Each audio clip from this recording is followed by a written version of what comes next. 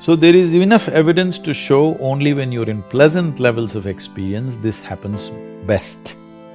So obviously, joy is first, then growth.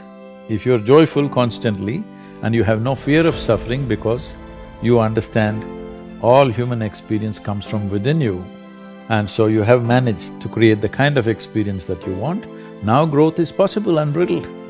If you have the fear of falling down and suffering, you will not go very high, isn't it? So how do you work through that? How do you help people on that path? Many ways to look at it. One of the simplest ways to see it is all human experience has a chemical basis to it. Right now, let us say you're joyful. If you look at your chemistry, it'll be in a certain way. Let's say you're miserable.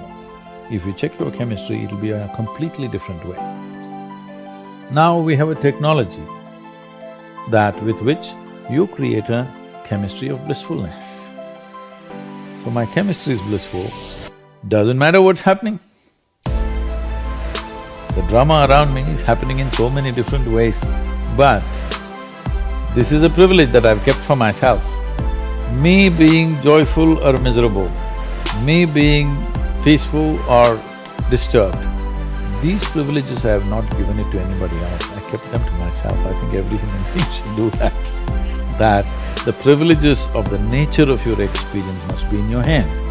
Because when you try to act in the world, there are many forces. All of them will not always cooperate.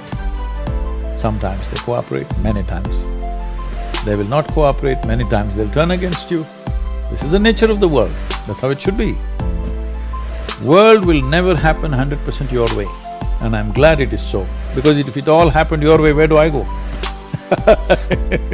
I'm glad it's not happening your way. Little bit my way, little bit your way, little bit somebody else's way. That's how the world should be. It's very interesting. Is there a way to avoid falling into those traps? Like, I know that you've taken some very different approaches, at least from an American set of eyes, to raising your daughter and not wanting to put a lot of teachings on her.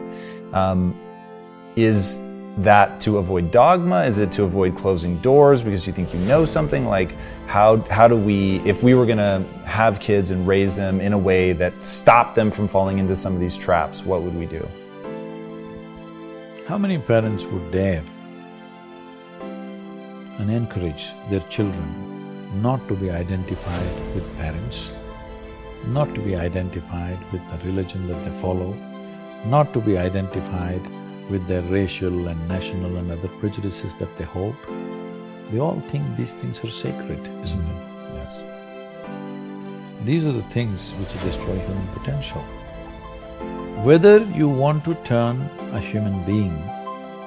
See, I see this term and it really hurts me when people say, it's very common, only in America I hear this, I was raised as whatever, Catholic or Baptist or Christian or Muslim or whatever else.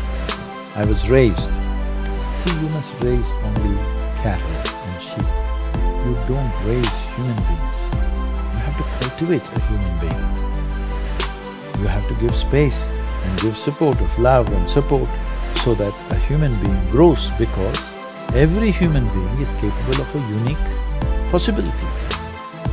Raising means what? A flock is what you raise. You don't raise an individual, isn't it? It's very interesting. So, for this, we need to come to a certain level of maturity within ourselves. The most fundamental thing is, our children need not look like us, need not think like us, need not act like us, need not be us in any way.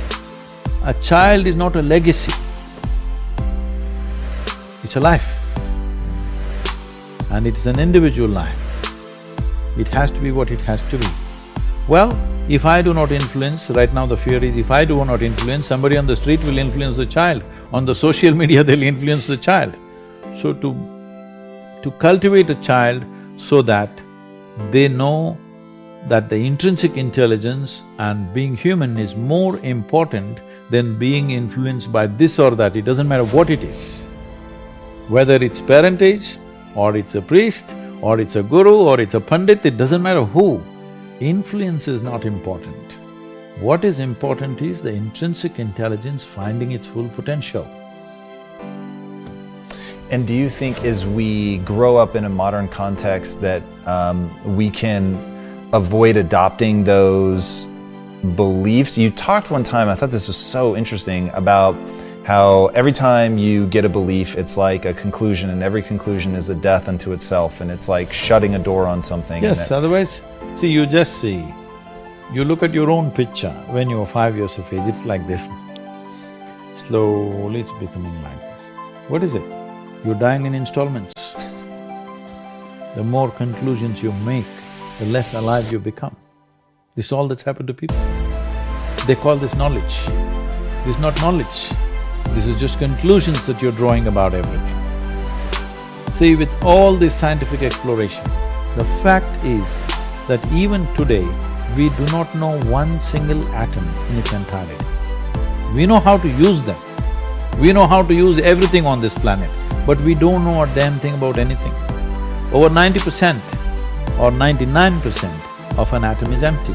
We don't know what that emptiness contains. Over 99% of the cosmos is empty. We don't know what that is. So, this is like I give you a 1,000,000-piece jigsaw, but you found in your hands you have only 3 of them. With these 3, you make a picture and you're euphoric that you made a picture. Well, I'm sorry, there are 1,000,000 pieces to this. Has anybody gathered all the pieces? Then don't make a picture. You've talked about the only way to really make change is to turn inward. As we look inward, turn inward, go inward, what are we working on awareness, consciousness? Like, what is the… See, right now, what are the instruments of your experience? You know you're here only because you can see, hear, smell, taste and touch. This is the only way you know that you're here right now. Suppose you doze off, don't, okay? Suppose you doze off, you don't know that you're here, isn't it? Even though you're here, your heart is beating, everything is functioning, the world is on, we are all here, but you won't know that you're here, nor will you know that I'm here or anybody else is here, isn't it? Yes. All that's happened is, life is on, full on, even within you. Only thing is, these 5 sensory organs have shut down. So your entire experience of life right now is happening because you can see, hear, smell, taste and touch. Just look at the nature of the sensory organs. In the very nature, they're outward bound, isn't it? Can you roll your eyeballs inward and scan yourself? Shall I give you a bad example? Sure. Our nose is located right above our mouth. Suppose you don't brush your teeth for 3 days. Though this nose is right here, it won't tell you you have not brushed your teeth. The whole room will know you have not brushed your teeth, but you will not know. This is the human predicament. It's very easy to see what's wrong with this guy, what's wrong with her, what's wrong with her. It takes a lot of observation to see what's wrong with this. That level of keenness of observation is missing in most people. They need to cultivate that.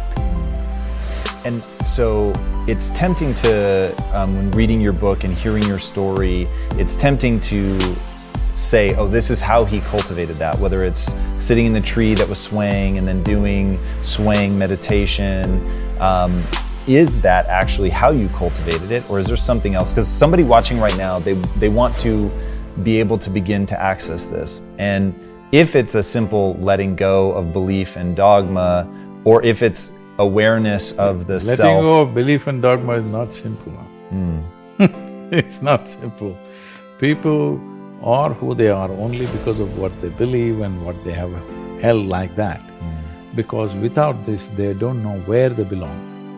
To live here without belonging to anything, but still involved with everything, takes a lot. Most people belong, but they're not involved.